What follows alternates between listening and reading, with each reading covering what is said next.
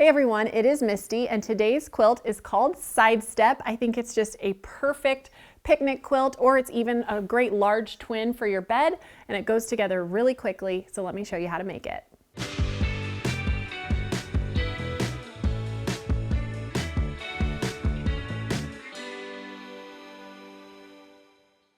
This quilt is such a fun one. I think you're really going to enjoy how simple it is. And I do want to point out you have kind of these sister blocks that are the opposite of each other, and it's assembled in columns, which is a little different than most of our quilts. So let me show you how easy this one is to make. Up first, you're going to need one package of 10-inch squares, and I use this adorable red, white, and blue collection called Front Porch Charm from Satin Moon Designs for Blank Quilting. I just think it's so cute. And I also opted to use some denim. This is called Light Indigo Washed by Robert Kaufman for my background. But I want to point out, if you don't want to use the denim, you can just grab another pack of 10-inch background squares and that same color, an additional yard for your sashing strips. So you have either one of those options, but I went with the denim. Then you're also going to need 7/8 of a yard for your binding, and I love a diagonal stripe, so you know I used that. And for your backing, you need 8 1/4 yards with vertical seams, or 2 5/8 of a 108. So let me show you how to make it. So remember, if you're using the denim, you're going to want to cut that into 40 10-inch squares that we're going to use to make our blocks here, and the rest of it you'll cut into 2-inch strips for your sashing. Otherwise, if you're using a pre-cut background, you'll already have the 10-inch squares ready to go. And so we're going to start by pairing up one of those denim squares with one of our prints. And I just have a couple ready to go here. So I'm going to go ahead and stack these up, right sides facing. And then I just want to make sure they're nice and straight on my mat. And I'm going to use my 5x15 ruler, lay it along one edge, and the first thing we're going to do is we're going to cut these in half so that they now measure 5 inches by 10 inches. So then the next thing we're going to do is I'm going to use my cutting mat here, and I'm going to count up 3 inches on this side and 4 inches on the other. And I like to use my little ruler here and just kind of lay it corner to corner. So I'm on the 3-inch mark there and the 4-inch mark there, and we're just going to make a cut. There we go. And I'm going to do the exact same thing in the same direction on this other side. Make sure I'm nice and straight. 3 inches and 4 inches, and make the cut.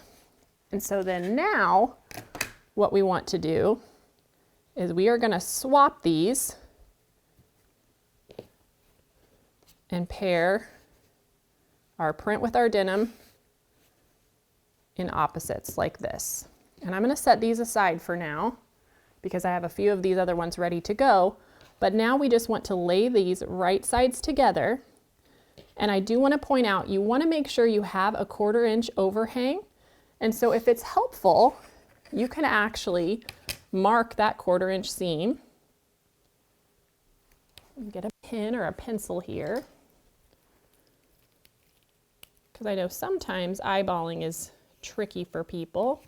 And so then I can line that up right on the edge, and then I know that this is going to fold over correctly when I take it to the machine. I've gotten pretty good at eyeballing this, so I just make sure I have that little bit of overhang at the top and the bottom.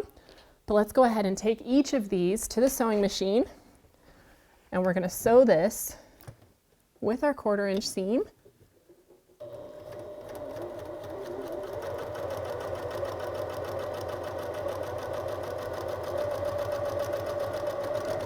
There's one,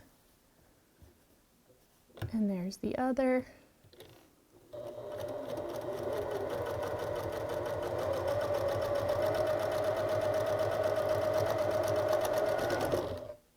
Perfect.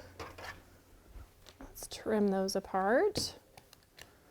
And now we can press these back. And you're going to do this exact same process to your entire pack until you have all of these little rectangle segments. That denim didn't want to roll back for me. There we go.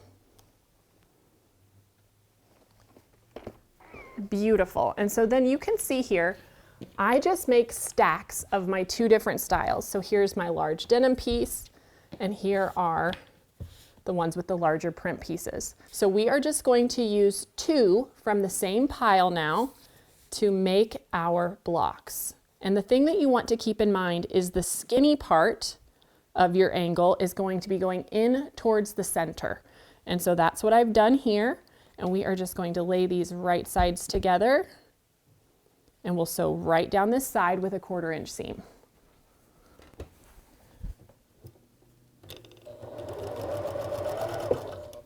Take a few stitches. These blocks go together so quick because you don't have to line anything up.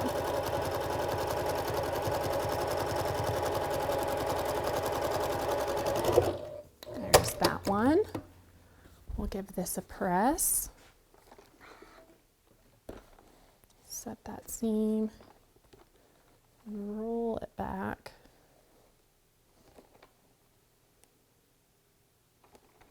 There we go. There's the first of our little blocks, and just like before, I've got a few more of these done, and so I'm just going to add it to the pile, and we'll set it aside for now, and then we're going to work on our pieces that have the larger print. And so in the exact same way, we want to make sure the narrow side is pointing in towards each other. And so we're just going to sew those together now. Right sides together.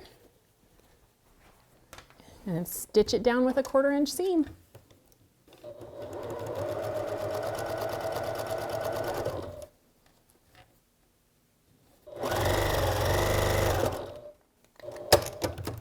Okay, so now let's give this one a press.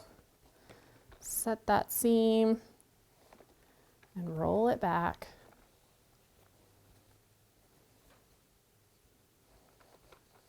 All right, beautiful. And so there is our secondary block. Let me move these out of the way now.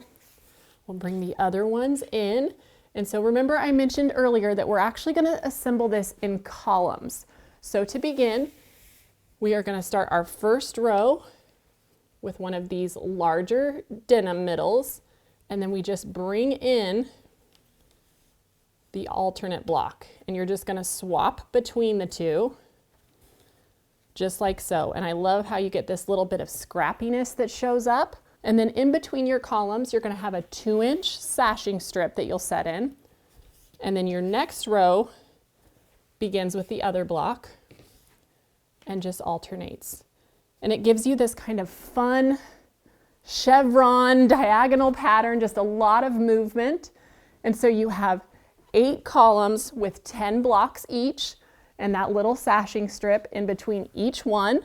So then this measures 82 across by 90 down, and let's go ahead and look at this backing. I love this floral. I think it is so pretty. And then we've got a few of our fun little labels we can add in there, and that striped binding. I quilted it with a pattern called Cartwheel. Super quick and easy, and I hope you guys enjoyed this tutorial on the side step quilt. I'll see you next time on At Home.